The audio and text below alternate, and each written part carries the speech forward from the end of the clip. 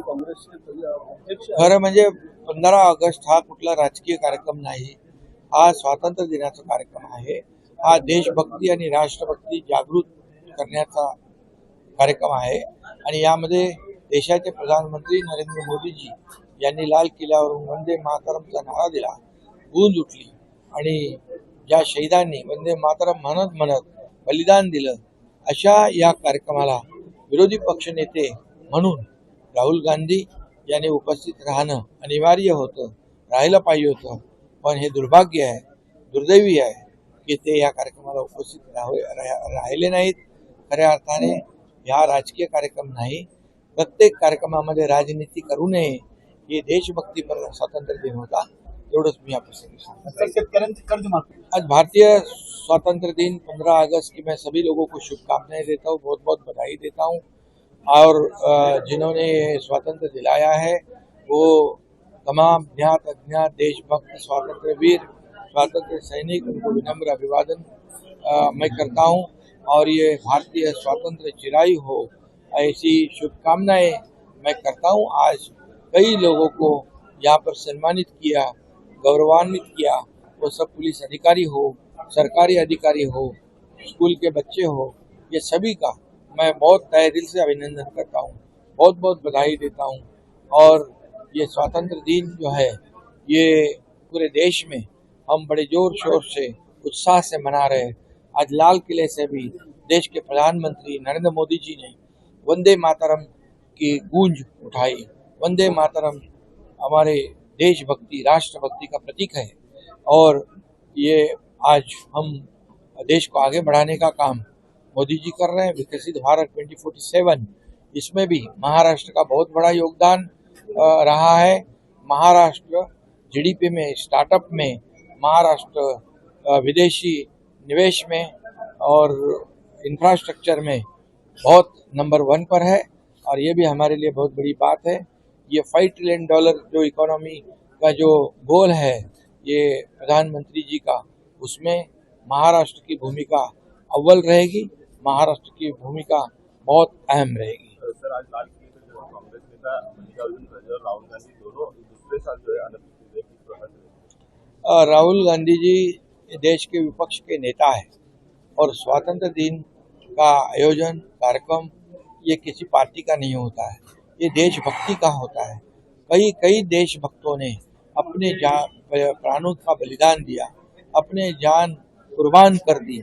ऐसे 15 अगस्त स्वातंत्र्य दिन के अवसर पर प्रधानमंत्री तो वहाँ पर उन्होंने अपने देशभक्ति पर भाषण तो उन्होंने किया, लेकिन दुर्भाग्यवश यहाँ पर विपक्ष के नेता उपस्थित नहीं रहे और ये बहुत ही दुर्भाग्यपूर्ण बात है। ये देशभक्ति पर कार्यक्रम है, इसमें कोई राजनीति नहीं करनी चाहिए, इतना ही मैं इस वक्त कहूँगा। 15 ऑगस्ट स्वातंत्र्य दिनाच्या मी सगळ्यांना मनापासून शुभेच्छा देतो। हा स्वातंत्र्य दिन चिरायू हो अशा मनापासून शुभेच्छा।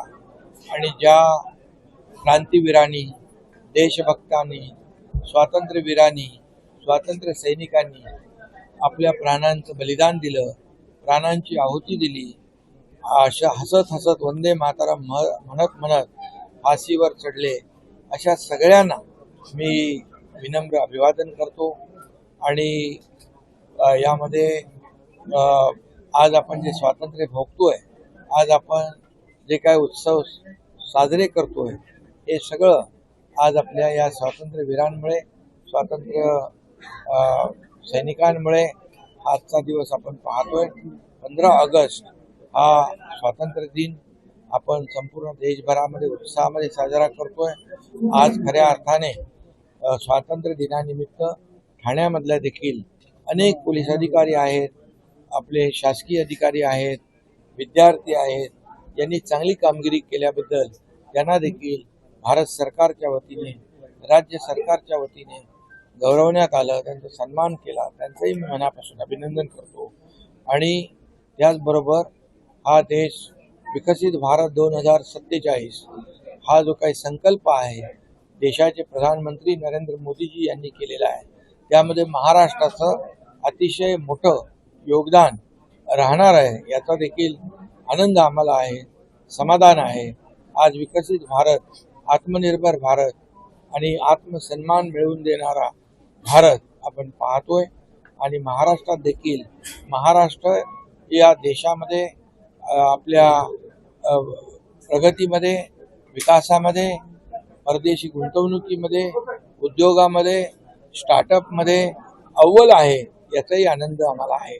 आणि म्हणून आज देशाच्या लाल किल्ल्यावरून वंदे मातरम, जे वंदे मातरम आपल्या स्वातंत्र्यवीरांनी गात गात बलिदान दिलं, असं वंदे मातरम पूर्ण देशभर या ठिकाणी वंदे मातरमची गूंज उठलेली आहे. हा देखील अभिमानाचा क्षण आहे, आनंदाचा प्रत्येक भारतीय भारतवासियासाठी क्षण.